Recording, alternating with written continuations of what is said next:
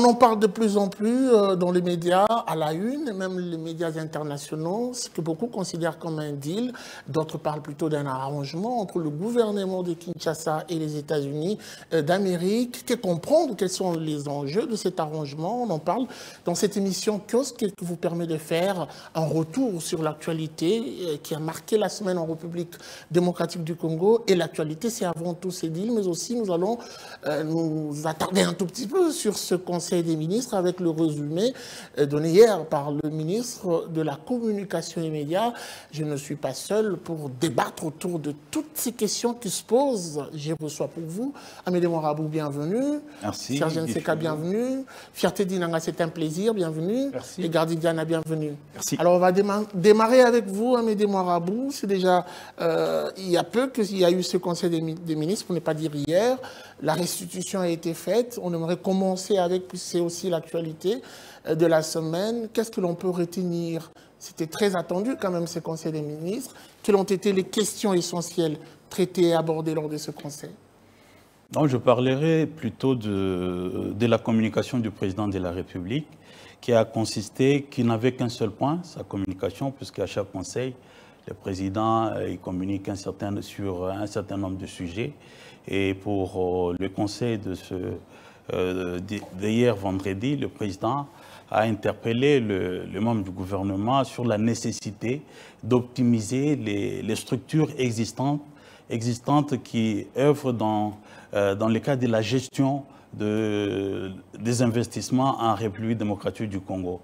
En fait, le président a considéré que du fait que nous avons une crise majeure, et ça devait être une opportunité, notamment pour les entrepreneurs, pour les investisseurs, pour qu'ils viennent investir en République démocratique du Congo. Oui, mais optimiser est un mot, Gardi Diana. Comment faire cette optimisation de ces structures avant que l'on revienne avec les détails? Mais je crois que le chef de l'État est dans une droite ligne parce que d'ici mardi, 18 mars, il tiendra une réunion de grande envergure avec les différents partenaires et institutions autour de cette question. Parce que l'idée est de partir sur la stratégie globale de l'amélioration climat des affaires. C'est déjà un travail qui était fait avant par la cellule climat des affaires, mais qu'il faut bonifier aujourd'hui et trouver comment mettre en musique, notamment avec les autres structures comme l'ANAPI et des autres. Donc, quand il a dit au Conseil des ministres, c'est en prélude justement de cette réunion de haut niveau qu'il tiendra ce mardi 18 mars. Et je crois que la nécessité, c'est que, comme on disait, on est dans un contexte de crise, mais n'empêche qu'il faut avoir aussi les moyens de la guerre. Et le chef de l'État estime que maintenant, il est important de ne pas négliger cette approche-là, sinon de pouvoir faire en sorte, parce que à très long terme, le Congo a besoin de changer des caps. On parle souvent de changement de paradigme, on parle souvent de l'amélioration de la productivité, mais je crois que le chef de l'État saisit que c'était l'occasion de le faire pour que finalement la RDC aille vers une certaine souveraineté financière, question de répondre à la question de l'intégrité territoriale. Toutes ces réunions, toutes ces annonces ne sont pas innocentes. Serge Nseka, est-ce qu'il y a de quoi craindre? Je pense que cette démarche est dictée notamment par la situation liée à la sécurité, mais qui impacte le domaine des finances et l'économie, et qu'aujourd'hui, en fait, le chef ne fait que essayer de rappeler à l'ordre et puis faire accélérer ce qui avait déjà commencé, c'est-à-dire améliorer le climat des affaires, donner des opportunités aux opérateurs économiques dans son discours comme une peur. À travers... Non, je crois qu'on a eu à effleurer, ces sujets dans notre dernière émission, c'est-à-dire créer des conditions. Et là où les gens tardaient les pieds pour amener des réformes déterminées, des lois, on doit les faire. On doit vraiment avoir des arguments aujourd'hui, et ça c'est le travail d'ANAPI. Je regrette que Anthony Kinzo soit à la présidence de la République, parce qu'il le faisait bien comme responsable de l'ANAPI, vendre positivement la RDC auprès de ceux qui ont le moyen de venir et investir. Là, citer quelques secteurs, le secteur extractif, de l'agriculture, nouvelles technologies. Il y a encore des opportunités au-delà de cette, en tout cas, l'image que nous portons aujourd'hui d'un pays en guerre. Alors, quel sera le coup de baguette magique, Ferté Dinanga, pour faire venir les investisseurs dans un pays où l'Est déjà est déstabilisé, où l'insécurité règne encore? dans certaines parties, justement. Je pense tout simplement que le chef de l'État, ce qu'il est en train de faire, c'est justement la vente d'un climat d'affaires et de paix. Donc, Félix Tshisekedi, depuis ces 5 ans passés, il a appris par beaucoup d'erreurs et aussi par beaucoup de tentatives qui n'ont pas marché et les autres ont marché par la suite. Aujourd'hui, c'est justement une conscientisation de toutes ces personnes qui l'accompagnent, parce que vous savez que la toile criait d'antan qu'il y a question de mauvais accompagnement. Mais aujourd'hui, après cette expérience qu'il a pu avoir sur terrain et sur beaucoup de réalités, le chef de l'État pense qu'aujourd'hui, il faut vendre à ceux qui sont à l'extérieur ces climats de confort. Mais quel Congo vendre en ce moment, puisque le Congo semble être divisé un tout petit peu avec certaines parties qui restent encore sous occupation de terroristes. Nous sommes devant une réalité. Le Congo n'est pas divisé. Le Congo est menacé. Voilà le pourquoi des efforts diplomatiques du président de la République qui a montré à la face du monde qu'il y a des positions, il y a la guerre, il y a la diplomatie, mais la diplomatie peut aussi l'emporter sur la guerre. Et aujourd'hui, la dimension où il a amené les choses prouve à suffisance que l'étranger peut considérer qu'aujourd'hui, le monde reste en soi un village planétaire où on a besoin de tous pour exister, mais dans un climat de paix, un climat de confort et d'assurance. Amédée Morabou, vous étiez dans une situation, je vous ai interrompu. Oui. Oui, donc, en fait, vous savez, il y a beaucoup de nations qui se sont reconstruites au moment des crises. Donc, c'est un moment propice où nous puissions redéfinir certaines bases et repartir de bons pieds. C'est comme ça, dans sa communication, en tout cas, le président de la République a appelé un certain nombre de ministères concernés de prendre de réformes audacieuses, concertées, de manière à ce que nous puissions améliorer davantage notre climat des affaires.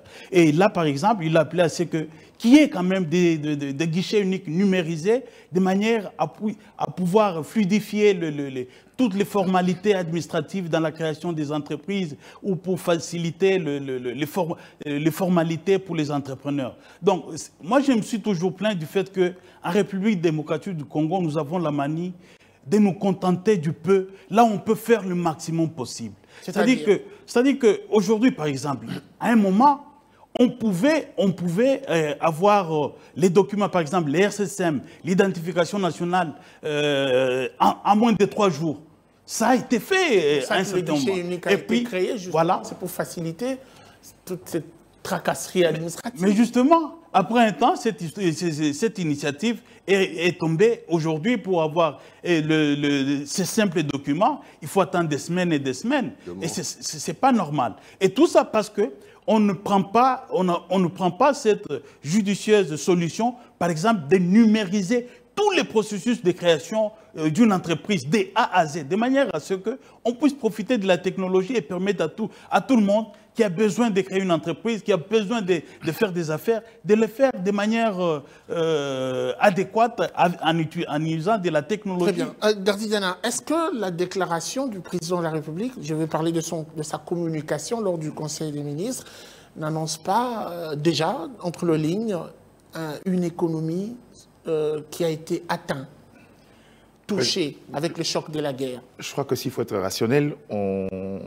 ça serait, j'ai envie de dire de mauvaise foi, de dire que cette économie n'a pas été affectée. Je crois que les dernières révélations, vous le connaissez, sensiblement. 200 millions de pertes chaque mois sur le plan fiscal, c'est énorme pour une économie comme la nôtre. Mais je crois que dans la question que vous avez posée avant, je comprends votre inquiétude. Quel Congo vendre dans un contexte de crise? Le bonheur, c'est qu'aujourd'hui, il y a eu un élément qui, pour moi, est un indicateur de la confiance qu'il y a entre les investisseurs et la gouvernance des finances aujourd'hui. L'opération d'adjudication des obligations de trésor du 4 mars, l'intérêt, le taux de ce titre qui est resté intact, pour moi, est une valeur de confiance entre les investisseurs et l'État congolais. Et ça, pour moi, c'est déjà des bons augures. Maintenant, le problème, c'est qu'il faut accélérer. Et un peu comme Amédée le dit, c'est dans des contextes de crise qu'on se réinvente, en fait. Et je pense qu'il y a lieu de le dire. On ne le dit pas seulement sur l'approche sécuritaire où on joue notre survie, mais je crois qu'en tant qu'État, même dans les questions économiques, ce qui nous divise à l'Est, c'est aussi question de notre politique mise en place sur nos matières stratégiques. Donc, en gros, il faudra qu'on tire des leçons de ces réalités-là pour qu'on se réinvente à cet instant. Et quand il est dit, c'est avec raison. Et je pense que pour moi, dans notre politique de l'économie en termes d'industrie extractive, mérite d'être revue aujourd'hui. Il faut passer à une vitesse supérieure. Pourquoi pas recréer de centres de traitement en interne? Pourquoi pas créer une chaîne de valeur dans la production? Question de pouvoir permettre à ce que l'économie puisse évoluer un tout petit peu. Mais la question, avons-nous encore le pouvoir de le faire quand on sait que c'est le gage qu'on va utiliser dans l'approche diplomatique? Ça restera au gouvernement de déterminer l'efficacité de cette action. Un détail rapidement. Je pense que malheureusement, à un certain moment, j'ai comme l'impression que nous sommes en train de rétropédaler, de revenir sur ce qui a déjà été fait. En ce qui concerne l'amélioration des climats des affaires, on était très loin. Amédée venait de le dire. Ça n'empêche pas de marteler. Non. Ce n'est pas de marteler. Nous avons beaucoup reculé. Ah, ok. Il n'y a pas d'avancée. J'ai obtenu tous les papiers pour mon agence à moins de 3 jours. J'en suis un exemple. Mais aujourd'hui, on fait plus de 2 mois. Ce qui a été bien fait du temps de Joseph Kabila, pourquoi ne pas le maintenir? Ça, c'est vraiment typiquement congolais. Et on voudrait réinventer la boussole, on voudrait réinventer les... Ça a déjà été fait. À l'époque du président Kabila, ces régimes, le climat des affaires était assaini. Selon vous? J'ai obtenu le papier de l'agence Congo-Mania à moins de 3 jours. À moins de 3 jours. Et aujourd'hui, nous revenons justement sur quelque chose qui avait déjà été fait pour dire que nous voulons... Non. Le Congo, c'est comme les maillons d'une chaîne. Ce qui a été fait doit être capitalisé, préservé de manière à ce que nous avancions. Sinon, demain, on va revenir ici, comme les routes de Kinshasa, pour le refaire. Et là où on avait mis des millions, il y a 6 mois, on va encore en mettre et on n'avance pas. Qu'est-ce qui alourdit l'assainissement du climat des affaires en ce moment-ci en RDC? Puisque vous dites je crois, qu'il y a quand même un problème je crois que malheureusement, là, c'est la politique qui n'aide pas quoi. Parce que quand il y a transition, je ne parle pas de transition politique, même au niveau des entreprises, des structures étatiques. Les gens qui arrivent ont l'impression de faire tabula rasa. Qu'est-ce qui ne marche pas concrètement? Mais il n'y a pas de relais. Il n'y a pas de relais. C'est-à-dire on vient avec une mentalité de colonialiste. On veut reprendre tout, même là où ça marchait, même le success story de l'entreprise. Là où vous avez trouvé, vous avez tendance à tout rejeter pour recommencer à... Je reformule ma question. Qu'est-ce qu'il faut exactement améliorer? Ce qu'il faut améliorer, et le président l'a dit dans sa communication, c'est qu'il faut déblayer tous les processus, par exemple, de création des entreprises. Il faut déblayer toutes les embûches. Il ne faudrait pas qu'il y ait de freins qui ne permettent pas aux opérateurs économiques d'opérer. C'est d'abord ça. Vous savez, par exemple, prenons juste le problème de déficit d'infrastructures. Quand il n'y a pas suffisamment d'infrastructures, un opérateur économique, par exemple, qui veut créer une unité de production, mais du fait qu'il manque juste la route, c'est un frein à la création de cette entreprise. Donc nous devons commencer par avoir des infrastructures de base. Et la première des infrastructures de base, on l'a dit et redit plus d'une fois dans cette émission, c'est d'abord l'électricité, qui est une denrée rare, même dans la capitale Kinshasa. Oui. Je réponds à la question parce qu'elle m'était destinée. Oui. Nous parlons de l'assainissement du climat des affaires, si nous voulons arriver à ça. Mais on était déjà là. Qu'est-ce que nous devons faire? Je réponds à votre question. On avait déjà assaini. Oui. Appliquons la loi parce qu'il y a une loi, il y a une réglementation. Même si ceux qui l'ont mise en marche ne sont pas là. Mais la République n'est pas morte pour autant. Comment hier on pouvait avoir ça en 3 jours et aujourd'hui? Il n'y a pas de loi, il y a des nouvelles lois à créer, sinon d'essayer d'appliquer ce qui a existé et mettre des hommes de poigne capables de faire appliquer la loi. Très bien. Justement, il a dit avec ces mots, c'est justement le problème qui est constaté. Il y a un problème lié au respect du principe de la continuité des affaires de l'État. Ça veut dire que tout le monde qui arrive a besoin d'inventer le roue et prend les textes qui ont existé, les mettre dans les tiroirs. Et le deuxième problème, c'est le problème de la conscience patriotique. Tout le monde qui arrive ne sait pas que nous devons pérenniser les acquis de la lutte. Cette lutte-là, c'est une lutte scientifique, la lutte de ceux qui ont existé, ceux qui ont mis des choses sur pied. Il a parlé un tout petit peu des routes de Kinshasa ici. Ça c'est aussi un problème. Je vois quand l'autorité de Kinshasa veut faire son baise ou son topo, il amène des caméras, il filme. Je prends l'exemple de Yolo Médical. Il a créé vraiment une bouillabaisse terrible, mais finalement, 2 jours après, les travaux se sont arrêtés.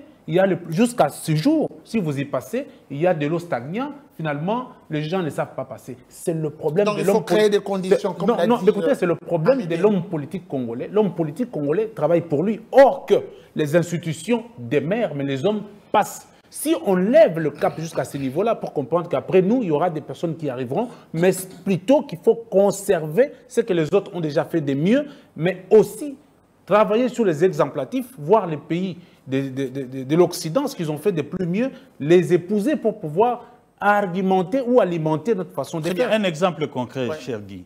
Regardez, nous avons un très bel ouvrage aujourd'hui à Kinshasa. C'est les nouveaux marchés Zando rénovés. C'est un très bel ouvrage. On a dépensé des millions pour construire cet ouvrage. Mais il est déjà fini. Mais on ne sait pas l'utiliser. On ne sait pas l'utiliser. Pourquoi? Parce que toutes les voies d'accès à ces marchés centrales sont en lambeaux. En lambeaux. Donc, on ne sait pas utiliser le grand marché parce que l'avenue Kasaï, l'avenue Itaga, l'avenue Kabambare, Kabinda, toutes ces avenues-là qui mènent à ces marchés-là sont en lambeaux. On ne sait pas. Et il y a des gens, il y a des opérateurs économiques qui ont pris de magasins là-bas. Ils attendent depuis 6 mois, 8 mois, parce qu'ils ne peuvent pas opérer, parce qu'il manque des infrastructures nécessaires pour permettre l'accès à ces marchés. Très bien. Ça, c'est un cas typique. Alors, et pourtant, le gouvernorat de Kinshasa nous a dit qu'au mois de février, on nous aurait donné les 62 km pour accéder à ces marchés. C'est-à-dire toutes ces avenues nous sommes en mars et il n'y a même pas nous sommes en mars et nous sommes en crise. Ouais, il y a sûrement... Nous sommes en mars et nous sommes en crise. L'argent avait été à situation de crise, non, il y a tout simplement le manque de l'intelligence des situations de la part du numéro 1 de la ville de Kinshasa. Je n'aimerais pas qu'on puisse personnaliser le débat. C'est le cas de le dire, parce que Kinshasa est notre miroir. Et si aujourd'hui... Parlons de la politique, c'est beaucoup mieux. On parle de la politique, mais quand même, cette politique est dirigée par des individus. Nous ne pouvons pas les épargner. Parce qu'en arrivant... Les personnes morales existent. Je dis, en arrivant, tout le monde a peint son tableau. On avait comme l'impression qu'il y aurait un coup de baguette magique pour changer les choses. Finalement, quand on dirige, il ne faut pas avoir des galants, il faut plutôt s'apaisantir sur ceux qui sont autour de nous pour pouvoir nous aider à faire mieux. Merci beaucoup. C'est vrai, moi je préfère pas seulement aller là-bas, mais il y a un élément sur lequel on ne tient pas aussi compte maintenant. Parce qu'il y a beaucoup d'éléments qui, quand on parle du climat des affaires dans son ensemble, sont des éléments gênants. Je crois que si vous posez la question à aux majors, les grandes entreprises, on dirait que cette forme d'acharnement en matière de parafiscalité, c'est toujours un problème. J'ai plusieurs fois assisté à des réunions avec la FEC. C'est l'éternel, le sempiternel problème à ces niveaux-là. La rationalisation des missions de contrôle. Est-ce qu'on en parle encore? Il y a autant de choses, et je crois que quand le chef de l'État revient sur ça, c'est bien de le dire. Je ne préfère pas revenir sur les questions, par exemple, les stimuli. La question du marché gare centrale, des marchés centrales de Kinshasa, mon cher Fierté, le problème de l'aménagement, c'est vrai, vous citez la responsabilité du gouverneur, mais je peux mettre ma main à couper, on ne la coupera pas. La question de ce marché a été prise en compte tellement au niveau central que je me demande même si on ne l'a pas dépouillé de ses prérogatives. Moi, j'ai vu de gens, rien que dans le cabinet du chef de l'État, prendre bras les corps, se mettre en contradiction avec la ville depuis un certain moment. Donc, à un moment donné, il y a aussi ce problème-là, le chevauchement dans les compétences. Et ça, avant de pouvoir, il faut être juste de temps en temps. C'est vrai que la ville de Kinshasa, on parlera de la question de la voirie urbaine. Moi, je lui aurais conseillé la priorité, au lieu de pouvoir aménager des routes à gauche, à droite, pour des raisons économiques, aménager les voies d'entrée et des sorties pour ce marché-là est un élément essentiel. Peut-être une question de priorité, mais dans ça, je crois qu'il faudra mettre un peu de la mesure. Pour moi, la plus grande difficulté, là où il faut vraiment taper ici, c'est qu'il faut mener des réformes en interne, surtout pour améliorer ces climats des affaires. On ne peut pas améliorer le climat des affaires en prenant des mesures juste au niveau central. Parce qu'aujourd'hui, vous savez que nous avons un pouvoir central et nous avons un pouvoir au niveau de province, et c'est ce qu'on appelle la décentralisation aujourd'hui. Et qu'au niveau de province, il y a un pouvoir réel. C'est-à-dire le gouverneur a un pouvoir d'action. Le gouvernement des proximités, même les parlements des proximités ont été mis à pied pour permettre à ce que le besoin de population soit pris en compte et résolu de manière... Et qu'est-ce que nous voyons? Si le président de la République est intervenu, je suis personnellement ce sujet, parce que la ville de Kinshasa s'est fourvoyée. Il était au bas du mur, parce qu'ils ont pris l'initiative de casser un marché qui n'avait pas besoin d'être cassé, d'être assaini, d'apporter un projet avec... ce marché-là avait quand même besoin d'être reconstruit. Ces marchés-là avaient bein d'être reconstruits. Il y avait mieux que ça. Est-ce que je peux parler? Ces marchés pouvaient être assainis en organisant les voies d'accès et de mettre des structures. Parce que c'est pas ça. Un exemple. Ce marché était devenu trop petit, trop exigu, et puis il ne répondait plus à la demande. Pour casser ces marchés, ça a pris plus de temps. Si vous avez suivi le dossier, vous aurez compris que plus de temps plus que prévu, que c'est ce qui a été prévu dans le projet. Oui, parce qu'il y avait chevauchement. Le problème n'est pas technique. Le problème n'est pas technique. Mon problème, c'est le problème des chevauchements de compétences. À un certain moment, le gouvernement provinciaux doivent évoluer au même rythme que le gouvernement national. Parce qu'il se pose là, qu'on dise qu'il était besoin, c'est une question de choix, mais ça revient aux acteurs au niveau des provinces. Mais au jour d'aujourd'hui, il y a un laxisme. On a comme l'impression que les gouvernements, au niveau des provinces, de manière générale, n'ont pas la capacité, n'ont pas le moyen de suivre, de répondre, même avec le maigre moyen qu'ils ont. Quand on voit les projets, tous les lancements que nous avons vécu à Kinshasa, le mois de février, c'était les deadlines pour terminer les projets, les 64 km, 62-64 km. Oui. Mais où est-ce que nous en sommes? La guerre ne s'était pas déclarée au mois de décembre. C'est-à-dire on serait en train de chuter, de constater même 50 km de route au jour d'aujourd'hui. Alors, je ne voudrais pas qu'on s'éloigne de la thématique. Non, une précision de taille. On n'a pas prévu de parler du marché. Je rentre dans il ne faudrait pas qu'on crée un débat autour. Juste un exemple. C'est une parenthèse que je vais refermer. Je rentre juste dans ta logique. Et je la referme tout de suite. Quelques secondes, vous refermez votre parenthèse. Je rentre dans la logique, il ne faut pas personnaliser cette question-là. Le problème de ce marché est un problème conceptuel. C'est-à-dire que quand on a conçu ce projet-là, on n'a pas tenu compte de voies d'accès. Ça, ce n'est pas un problème que l'autre viendra par un coup de bâton magique de pouvoir le résoudre. Non, alors, la question que je pose, s'il vous plaît, vous faites le projet de marché moderne avec beaucoup plus de capacités sans penser aux voies d'accès. Mais non, en fait, vous parlez de quoi? Vous parlez de quoi? Ça, c'est la bêtise de Ngobila. Ils ont construit ce projet sans tenir compte de voies d'accès. Finalement, vous êtes tombé dans le... Non, je ne tombe pas dans ça. C'est pas la personnalisation. C'est-à-dire qu'il y a un départ. La personnalisation ici, les gens veulent faire des raccordements. Vous savez, on a tous de choses à reprocher à la gouvernance actuelle de la ville de Kinshasa, mais le problème du marché est un problème conceptuel. Dans sa conception, il y a beaucoup de problèmes, beaucoup de failles. Alors, notamment la question de voie d'accès. Maintenant, le problème, c'est que... Je ne suis pas d'accord avec Gardi. Oui. Tu me parles que c'est un problème conceptuel.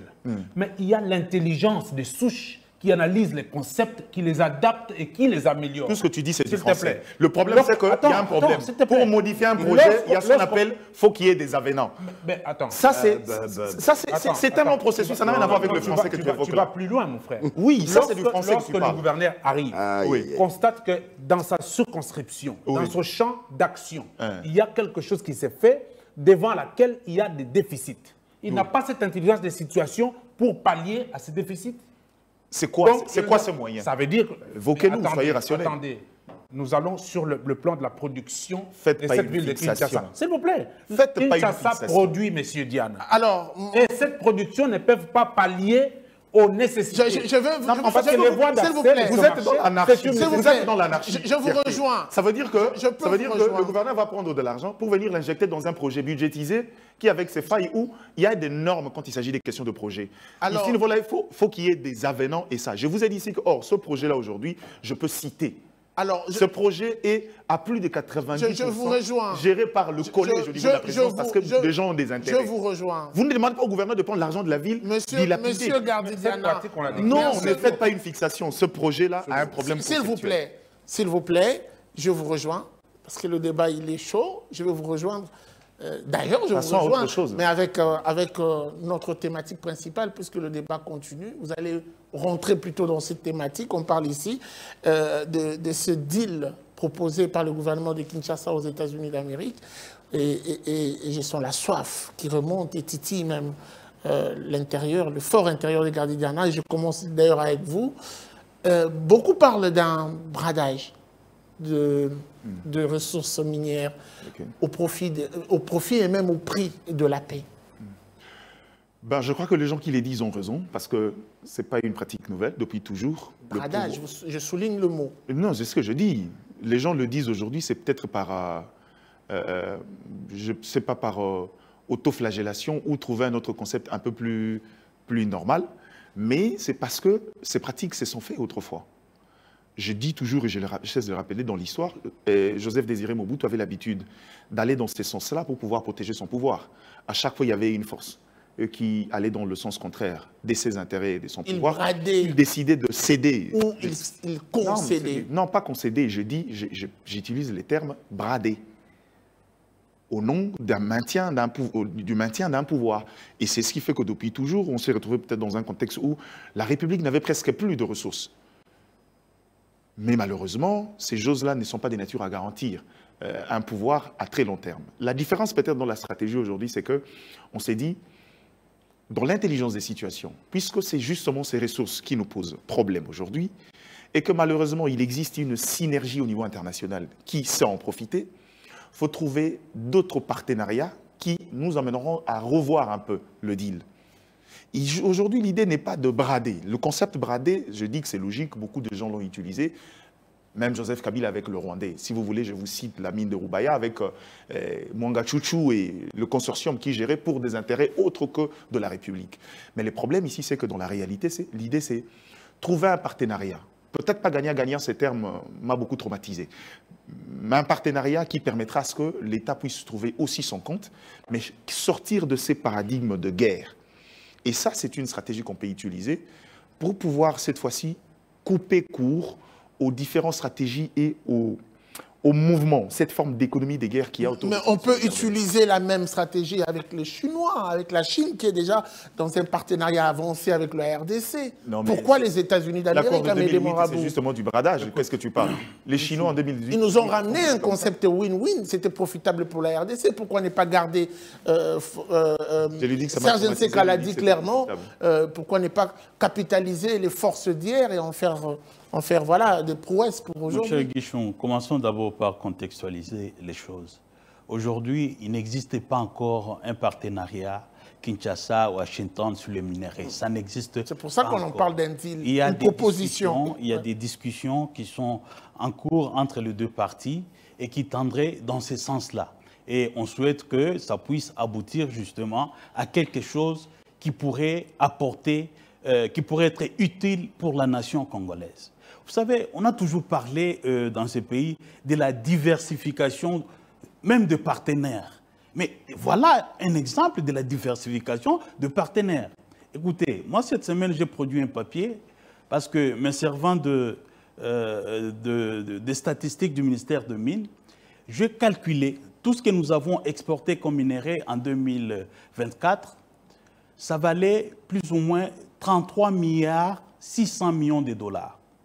Et quand vous prenez les 33 milliards 600 millions de dollars d'exportation de tous les minéraux qu'on a fait en 2024, il y a 3 minéraux, les cobaltes, les cuivres et l'or.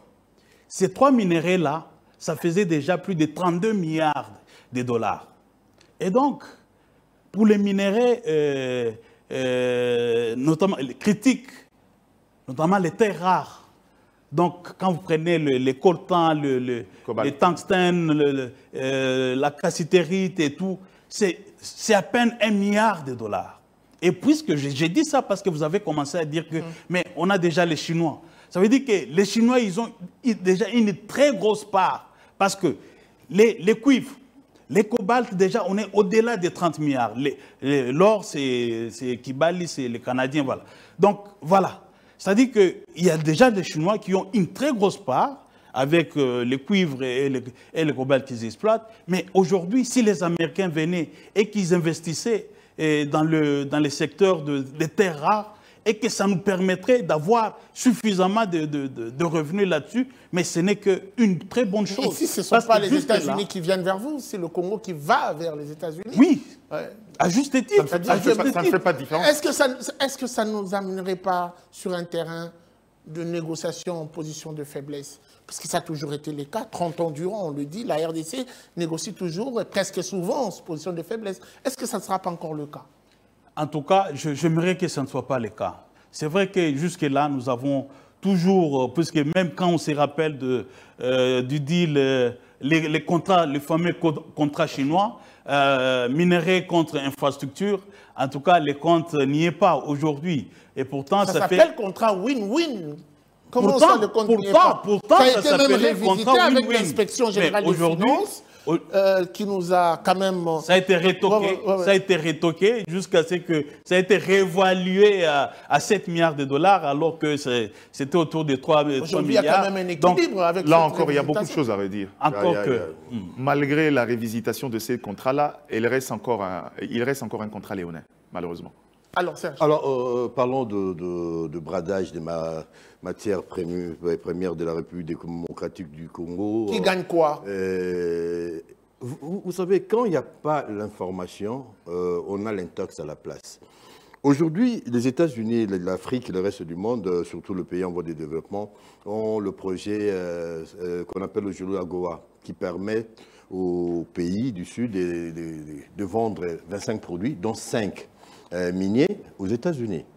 Et je le dis sous contrôle de Julien Paloukou, ministre du Commerce, qui est passé sur TV5, encore une fois, alors qu'il y a Zoom-Eco, il y a RTNC. Il est passé sur TV5 pour expliquer que nous nous battons pour... C'est une pique, on l'a identifié. Mais ça se vérifie. Allez-y. La dernière fois que vous l'avez reçu ici chez vous, allez-y. Même si c'est vous qui posez les questions. Alors, le Congo veut exporter. Mais on extrapole. Les gens parlent de... Il n'y a rien. Je suis d'accord avec Moirabou qu'il n'y a encore rien entré. C'est des tractations qui se font dans des coulisses, dans des couloirs, pour obtenir des échanges commerciaux. Parce que les États-Unis ont affirmé, avec les États-Unis de Trump, leur volonté de revenir au Congo. Donc, il y a déjà des corridors de Lobito qui en est un exemple éloquent. Ils veulent revenir au Congo pour prendre quoi? Pour prendre ce dont ils ont besoin chez eux, notamment les matières critiques et stratégiques. Mais contrairement... Je le dis simplement, c'est-à-dire dans des cadres d'échange et puis en espérant que ça sera win-win. Et que les États-Unis, quand ils viennent chez vous, contrairement aux Chinois, ils apportent les dollars et la sécurité. Regardez là où les extractions sont organisées avec des entreprises sérieuses et des consortiums sérieux. Il y a d'abord la sécurité, le travail est à la portée des jeunes et il n'y a pas tellement de zones de troubles là où ça se passe parce que là où il y a des grands intérêts, contrairement aux Chinois qui sont là pour l'argent et quand ça pète, ils repartent. Quand vous êtes dans le pétrin de la démocratie des élections, ils ne sont jamais là. Est-ce que ce n'est pas pour se venger de la Chine que le Congo se retourne vers les États-Unis? Non, ce n'est pas question de se venger, parce que le Congo n'est pas l'exclusivité d'un pays. Que la Chine est restée quand même ceux qui étaient là sont allés vers les Chinois. Sont allés vers les Chinois parce que Bretton Woods et les autres traînaient les pieds. Joseph Kabila, à un certain moment, avait besoin d'argent pour relancer les choses parce que ça ne tenait pas. Il s'est tourné vers la Chine, alors que le partenaire américain, canadien et autres anglais l'ont mal pris. Et à un certain moment, on nous a fait payer ce que nous avons payé. Pensez à tout ce qu'il y a eu comme problème, c'est First Quantum et tout le reste, et il y a eu beaucoup de problèmes dans ce sens-là. Donc, c'est la RDC aujourd'hui. C'est à la RDC aujourd'hui de savoir tirer son épingle du jeu. Nous allons entrer en tractation, en discussion avec les États-Unis. Avec qui? Et là, je reviens un peu à ce qu'on disait de Kinshasa. J'établis un parallélisme vite fait. Vous voulez construire quelque chose de nouveau, mais vous procédez par des études. Vous analysez la question, vous engagez des maisons. Il faut évaluer. Des bureaux d'études pour évaluer, pour faire des études. Jusqu'au petit détail. On ne peut pas dire que nous commençons Et puis nous allons terminer par des avenants. Non, non, non. Des avenants, c'est quand il y a un problème sérieux, quand il y a une catastrophe, il y a quelque chose qui se justifie. Et les avenants, c'est plafonné à une certaine hauteur. Donc, c'est l'occasion pour la RDC de prendre, je reviens sur le problème, le fameux problème des castings, qui vont discuter avec les États-Unis, qui vont vendre le Congo pour que ces gens-là, c'est nous qui allons vers eux, mais aujourd'hui, nous allons avec quels arguments? Très bien. Alors, Ferté Dinanga, vous complétez, puis j'ai une question pour Gardi Diana rapidement. Je vais justement aborder cette question avec une préoccupation de l'équilibre pour le cas de la RDC. Il faudrait spécifier que la réalité qui est la nôtre est différente. Nous sommes une nation convoitée, attaquée de par tous. Les États-Unis, la France, tout le monde a son intérêt ici chez nous, qui utilise nos voisins, qui nous font du mal tous les jours. Et l'essence d'une diplomatie anticipative voudrait que même si vous nommez ça bradage des minéraux, mais si cela coûtera la paix, il faut que le président de la République le fasse. Ici, je vous donne un exemple. Les contrats qui ont été signés, c'était des contrats qui profitaient aux individus. Vous pouvez ici s'exercer pour pouvoir contrôler cela. Vous viendrez ici avec la réponse. Il n'y a pas eu de dividendes, retour après le contrat chinois? Tous après le contrat chinois. En termes de construction, je vais dire que des infrastructures, je vais dire ici que c'est vérifiable. Il y a eu que les individus qui ont empoché le revenu de ces signatures de contrats. Nous avons eu du saupoudrage, la construction de l'immeuble soi-disant intelligent, les petites torsions de routes qui ont été construites. Et puis après, ces gens-là... Qu'est-ce qui rassure que cette fois-ci, ça sera différent? J'en arrive. Parce que c'est la même classe politique. Voilà, regarde la différence. C'est dans la politique du président, de la gestion actuelle. Ça veut dire qu'il y a question de la paix. Si la gestion actuelle avait besoin de dividendes pour des individus, ils négocieraient avec Nanga, avec le Rwanda, selon leur dictat, pour pouvoir leur donner des minéraux. Mais parce qu'il y a question du bénéfice de la République, d'où il faut discuter avec les personnes qui utilisent le Rwanda, qui utilisent d'autres pays pour prendre nos minéraux. Les communs des mortels le disaient à tout moment. Si les États-Unis, la France et autres veulent de nos minéraux, mais président, vas-y, donne-les leur pour échanger avec la paix. Aujourd'hui, le monde reste en soi un village planétaire, on a besoin de tous pour exister. Voilà qu'on a parlé de la diversification des relations bilatérales et diplomatiques. Donc ici, le président, à tout prix, doit jouer la carte, la dernière, parce que les accords peuvent se faire et se défaire. Très bien. Mais si, dans la longévité, on a déjà cette paix qui garantira que les pays voisins viennent nous visiter dans la gaieté, dans la paix, je crois que ces accords, après 20 ans, après 30 ans, peuvent s'être revisités, mais à condition que les populations soient à l'aise, qu'il n'y ait pas de mort à l'aise de la République. Je pense qu'à mon humble avis, ça serait une voie de sortie et que si cela arrive, la population congolaise applaudiront. Très bien. Gardi Diana, la RDC offre une brèche, une main aux États-Unis d'Amérique, mais en même temps, ce même pays, le Congo, est en procès avec Apple. Comment vous expliquez cette aporie? Bon, c'est pas de l'aporie. C'est aussi et encore les États-Unis autrement présentés. C'est pas de l'aporie. Moi, je pense que le procès contre Apple avait beaucoup plus de valeur dissuasive. Je me rappelle que c'est la question que je posais à Maître Peter Sala lors de cette rencontre-là. L'idée, c'était de pouvoir attirer l'attention, à faire comprendre. Et le bonheur, c'est que Apple avait pris un acte d'engagement, disant qu'il ne pourrait plus aller dans ce sens-là. Ça veut dire que si un major comme Apple décide de se dissocier, c'est un peu vendre positivement l'image et décourager l'ensemble de la dynamique autour. Mais Gushungu, il y a une vérité qu'on doit dire aux gens sur la question de l'orientation des États-Unis. C'est vrai que Kinshasa, j'ai entendu les questions fondamentales posées par Serge Nseka. Le bonheur, c'est que pour une première fois, on parle des discussions, mais il existe une task force où on analyse, mais également les propositions venues même des députés nationaux. Il y a eu une sorte de collecte des différentes orientations sur comment faire pour pouvoir sortir de cette situation. Une task force a été mise en place pour pouvoir analyser et étudier minutieusement cette proposition. Qu'est-ce qu'elle a produit comme rapport et depuis combien de temps elle est mise en place? Vous appelez task force. Je crois que jusqu'à ce que ce deal-là trouve corps, je ne pense pas que ça soit essentiel de pouvoir le mettre sur la place publique pour la même raison que pendant que nous on parle ici, il existe un contre-lobbying qui est fait par des politiques congolais avec ceux de... Congolais. Oui, AFCM 23, qui vont vers les États-Unis pour leur demander de ne pas... Et dissuader. De dissuader ces dits-là.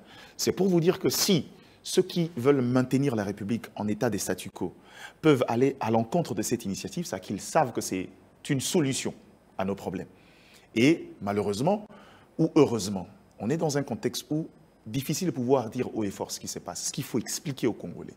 Parce que le concept, ça, c'est de l'historicité. Chacun essaye de lier avec ce qui s'est fait autrefois. Je vous ai dit que le mot win-win m'a beaucoup traumatisé. Je préfère pas revenir sur le contrat chinois. Et la différence maintenant, c'est que le contrat chinois a été fait avec des privés chinois. Ici, il s'agit d'un rapport entre États. C'est déjà la première des différences. Ça veut dire qu'on engage un engagement d'État à État. Et pourquoi? On est dans la suite logique parce qu'avec les États-Unis, nous avons déjà un projet allant dans ce sens-là. Je vous rappelle le corridor de Lobito, qui est un corridor, une voie de sortie pour les matières stratégiques. Faciliter le transport. Faciliter les transports et autres. Mais au-delà de ça, vous avez posé une question ici, moi je veux le dire sans gêne, c'est aussi une manière d'éco-circuiter la Chine, qui est peut-être qui s'accapare la part du lion sur le matière à terre, comme Amédée venait de le dire. Mais la Chine est également partie prenante dans ce marché noir de matières stratégiques.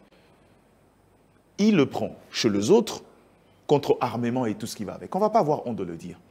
Pourtant, la même Chine, qui sait qu'il a, notamment quand vous avez plus de 290, je crois c'est millions ou milliards de balances commerciales avec un État sur la matière stratégique, vous ne vous permettez pas d'aller dans ce sens-là. Et donc, c'est d'une pierre deux coups.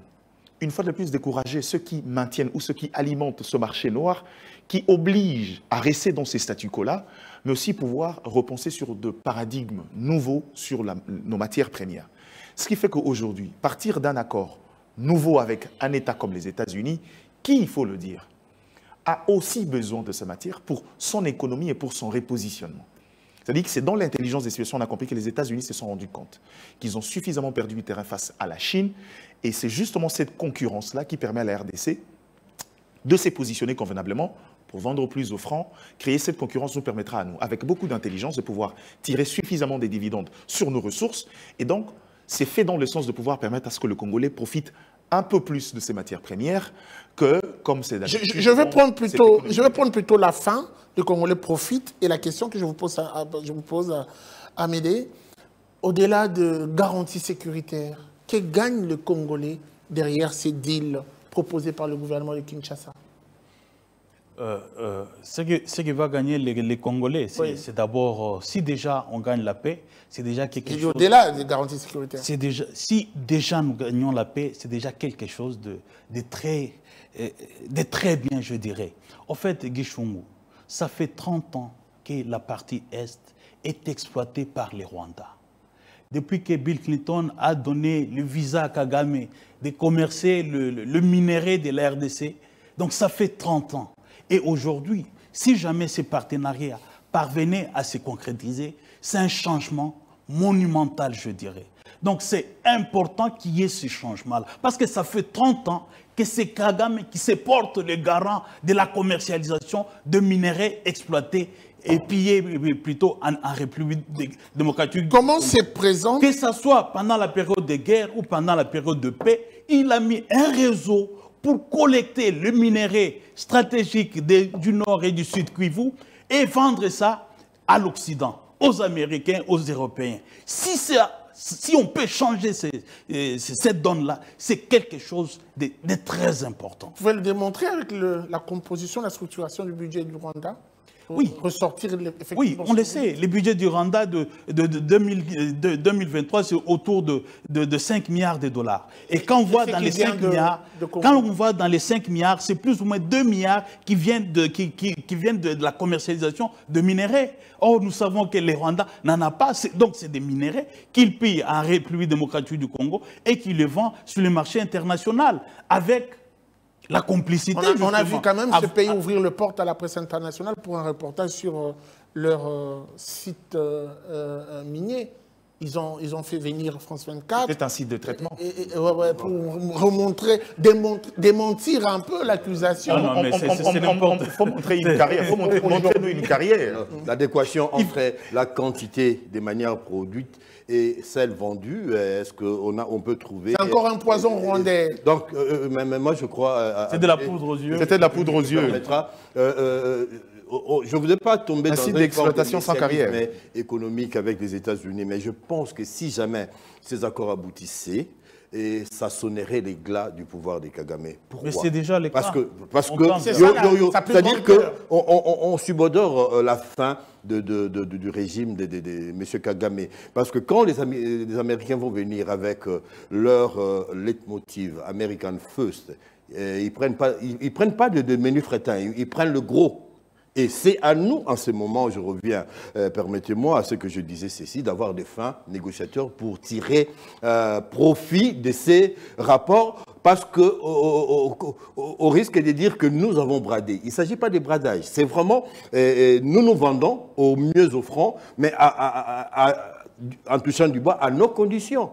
Nous voulons proposer la matière et des conditions qui feront l'objet des discussions, de manière à ce que nous puissions trouver le moyen de notre développement et aussi rétablir la paix. Et avec ce que nous on aura, il s'agira de savoir gérer différemment de ce que nous avons vu. Est-ce que ceci est la dernière carte, Fierté d'Inanga, est-ce que ces deals RDC, États-Unis est la dernière carte que détient la République démocratique du Congo pour amener la paix? Ce n'est pas la dernière carte, mais c'est l'une des cartes, la plus meilleure. Il s'y est de préciser que lorsqu'on a peur du mal, on ressent le mal de la peur, dit-on. Les camps du Rwanda et ses acolytes, ils ont la peur aujourd'hui. Je rappelle ici qu'il y a des assises à l'international où la RDC avait été représentée par le Rwanda, juste pour dérober nos intérêts économiques. Et les Rwandais signent comme des Congolais et les cash partent au Rwanda. Et aujourd'hui, qu'est gagné la République démocratique du Congo? Rien du tout. Et on a assisté aux 18 ans d'une gestion muette, où on ne parlait rien, c'est-à-dire on cautionnait tout pour préserver le pouvoir. Voilà pourquoi, lorsque vous avez parlé ici, que ce que Tshisekedi fait serait dans le sens de conserver son pouvoir. Mais non, c'est dans le sens d'apporter la paix sans laquelle personne ne vivra en paix ici. Souvenez-vous des 30 ans de colonisation par un petit pays qui est le Rwanda. Vous voulez que les mêmes causes produisent les mêmes effets, qu'aujourd'hui, qu'on nous prenne en étau, que l'on fasse encore 30 ans, on aura encore un autre président ou une gestion comme celui de Tshisekedi après 30 ans. Finalement, le Congo et nos enfants seront en perdition. Voilà pourquoi je rappelle qu'il est temps que tous les Congolais saisissent le taureau par le corne ou prennent ça à bras le corps pour motiver le président de la République, l'appuyer, l'accompagner à pouvoir prendre des décisions qui s'imposent. Gardi Diana, aujourd'hui, la question, d'ailleurs la réponse évoquée par Fierté d'Inanga stimule en moi une question, je m'en voudrais si je ne vous la pose pas. Quel sera l'impact économique de ce deal en République démocratique du Congo? L'impact de ce deal, c'est d'abord déjà... Je parle pour le Congo, hein. Je parle du pas Congo. pour les États-Unis, puisqu'ils seront... Déjà que le fait, nous sommes, comme la plupart des États africains, dans une économie coloniale, rien que par la fiscalité, déjà, on va augmenter nos recettes. Parce que le gros de nos ressources partent par deux voies, je dirais, anodines, qui ne permettent pas à l'État de recouvrer ses intérêts. Déjà, rien que pour ça. Et moi, je comprends. En fait, aujourd'hui, on est face à une nécessité, même si notre plus grand souci, c'était de faire en sorte que la RDC ne rate plus l'occasion de l'histoire. Parce qu'aujourd'hui, on est à la croisée du chemin, mais malheureusement, depuis toujours, on a raté les grands moments. Je ne veux pas revenir sur l'industrie de l'automobile avec le caoutchouc, je ne reviendrai pas sur l'industrie numérique avec le... Je crois que ça doit être l'industrie de l'arme nucléaire avec l'uranium. On a raté. On a raté avec le cobalt, ou je crois le coltan. Ces deux mots, je confonds toujours. Le coltan. Aujourd'hui, on est à la saison du cobalt. Encore une fois de plus, il faut trouver un moyen de pouvoir profiter de ce rendez-vous de l'histoire. Et je pense qu'on peut s'en approcher un tout petit peu, rien qu'en termes de cueillette, si aujourd'hui on assainit le voie d'évacuation et l'exportation de nos matières premières.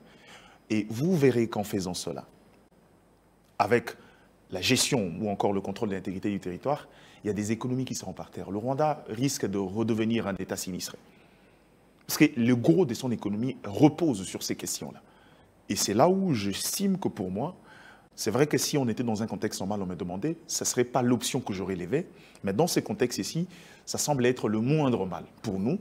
Et question de pouvoir le temps de gagner en paix, mais aussi de nous donner la possibilité de nous restructurer en interne. Et puis, se projeter dans l'avenir pour avoir les ambitions, on en a toujours. Donc pour moi, dans ces contextes ici, je ne trouve aucun inconvénient sur ça. Déjà, le bonheur, c'est que autant que ça fait parler à Kinshasa, autant que ça fait parler aux États-Unis, on est dans un contexte où on ne va pas faire de la manne, comme vous le dites, non, c'est nous qui allons en position de faiblesse. Non, on ne va pas en position de faiblesse. Les États-Unis, d'ailleurs, s'ils sont revenus ici pour réactiver le projet, le corridor de Lobito, c'est qu'ils savent qu'ils ont besoin de la RDC pour pouvoir redevenir cette puissance économique qu'ils étaient. Et donc, on a de quoi revendre et on a la possibilité de pouvoir exiger quoi que ce soit, mais ça se fragilise parce que nous, on a deux objectifs. Au-delà de l'économie, il y a la sécurité. Et je crois que la question sécuritaire supplante un peu les orientations économiques. On serait enclin à faire un peu plus de concessions, mais dès lors que ça nous permet de gagner en paix et récupérer un peu plus sur nos ressources minières, pour moi, je pense qu'il y aura pas de... Très bien. Il y a de préalables, mon cher Guichongo, parce que là, vous parlez déjà des gains, alors que nous devons remplir un certain nombre de préalables. Quels sont ces préalables à les remplir? États-Unis, ils ont une autre approche de faire les affaires par rapport, par exemple, aux Chinois. Les Chinois, quand ils viennent chez vous, vous le savez, ils n'interfèrent pas dans les affaires internes du pays, mais pas les Américains. Les Américains, quand ils viennent, ils regardent sur la gouvernance du pays, ils regardent sur la situation des droits de l'homme. Ils ont un mot à dire sur la corruption. Ils ont un mot à dire sur, voilà, Blanchiment des capitaux. sur le blanchiment des capitaux. C'est ça. Donc, nous devons nous conformer à ces exigences-là. Autre chose, vous savez qu'une de nos faiblesses, c'est que nous vendons nos ressources sans savoir combien ça coûte. C'est-à-dire qu'aujourd'hui, je pense que la task force dont parlait Gardi Diana va tout mettre en œuvre de manière à ce que le gouvernement puisse quand même s'investir à financer l'exploration pour que nous sachions qu'est-ce que nous avons exactement dans la partie Est et à combien on peut le vendre. C'est très important. Justement pour ne pas brader, parce que c'est le premier mot que vous avez sorti quand on a commencé à traiter cette question. Mais c'est-à-dire que nous devons vendre en connaissance des causes. De la valeur de la chose. De la valeur de la chose pour pouvoir capitaliser ces deals, justement. Très bien, alors on va se quitter avec ces commentaires sur cette caricature qui va apparaître dans quelques secondes derrière moi. Nous allons tous commenter cette caricature. Je vais commencer, il faudra un peu de lecture, mais je vais commencer avec Fierté d'Inanga. Vous pouvez le voir, c'est un peu plus près de vous. Je m'en fous des sanctions. Je suis blindé. Je ne sais pas qui parle exactement, mais Kagame. Il s'est fait quand même poignarder ci et là, le coltan à côté. Mais il dit ils sont fous parce qu'il est blindé et on voit qu'il résiste. Comment vous comprenez cela? Je pense que du coup, c'est lorsque le doigt ne sait où aller, il va dans le nez. Ce qu'on voit, c'est quelqu'un qui est déjà fatigué, qui tend sa mort s'approcher. Donc, il ne peut que faire ça. Ça s'appelle l'instinct de survie. Il est en train de vouloir survivre malgré qu'il est déjà... Sa résistance, là, c'est pour annoncer déjà sa mort. Non, mais c'est pour dire à ceux qui veulent les mettre hors état de nuit que je suis encore fort. Question de les dissuader, de pouvoir se permettre de rebondir de ces cendres. Or que du coup, il est déjà mis à nu. Tout le monde voit que c'est déjà quelqu'un qui est non grata pour l'Afrique parce que c'est la seule personne qui a déstabilisé l'Afrique de gauche à droite. Gardi Diana, rapidement. Bon, c'est vrai qu'il faut dire... On n'interprète pas l'arme, je vois, il y a quand même l'arme, je vois aussi... Si, il y a l'arme, ça continue, il y a même un deuxième commentaire. Coltan, d'or, de voilà, cassitérite, même après ma mort, je continuerai mon pillage en RDC. C'est vrai que d'emblée, ça sort un peu de ce que moi je qualifie du triomphalisme congolais, mais bon, ce qui est sûr, c'est que lui parle d'un sein de survie, moi je parle de l'énergie du désespoir. Quand ce sur quoi on a bâti sa notoriété, ses aspirations commencent à s'ébranler un tout petit peu, la preuve c'est que c'est un Kagame qu'on voit même dans sa communication n'est plus un peu plus dans la hauteur aujourd'hui, devient incisive à la manière de Safou et les autres, tomber dans des questions, il a livré des pizzas à gauche, à droite, ça prouve à suffisance qu'on a perdu une grande bataille, des limages. Très bien.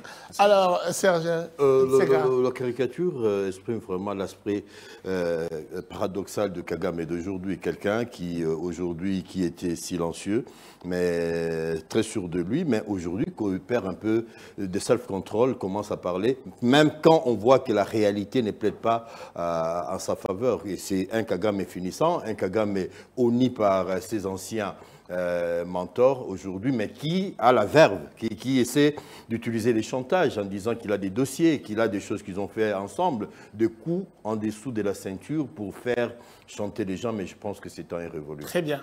Hamid Marabou. En tout cas, les sanctions prises par le Canada, la Grande-Bretagne, l'Allemagne, la Belgique, l'Union européenne, même les États-Unis, en tout cas, ils portent un coup dur à Kagame. En fait, nous sommes en train d'assister à la fin de 3 décennies de pillage des ressources de la République démocratique du Congo.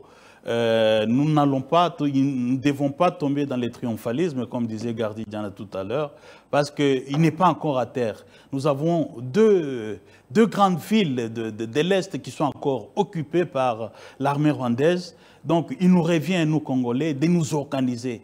Comme le président l'a dit, c'est le moment de changer de paradigme, de nous organiser, de voir dans quelle mesure nous pouvons partir du bon pied pour que plus jamais aucun autre État ne puisse disposer de nos minéraux comme l'a fait le Rwanda pendant ces 30 dernières années. Donc, la balle, en tout cas, est de notre côté. Maintenant, tout dépend de nous, de la façon dont nous allons gérer cette crise pour que cette menace qui est existentielle puisse avoir des réponses adéquates et nous remettre la RDC à son niveau. Parce que je l'ai toujours dit, la RDC tout prédestine ces pays à être grands. Que ce soit la taille, sa superficie, que ce soit sa population, que ce soit les ressources que nous avons, tout nous prédestine à la grandeur. Alors nous devons y accéder par le politique que les dirigeants pourront mettre en œuvre. Et je pense que c'est une occasion propice. Merci beaucoup à vous pour votre disponibilité. Merci. C'est un plaisir d'être avec vous sur ce plateau. Merci à vous très vite, là. également. Oui, chers téléspectateurs, de nous avoir suivis. C'était donc cette émission Kiosque. La suite, ça sera sans doute au prochain numéro avec le même plaisir. Au revoir et à très vite.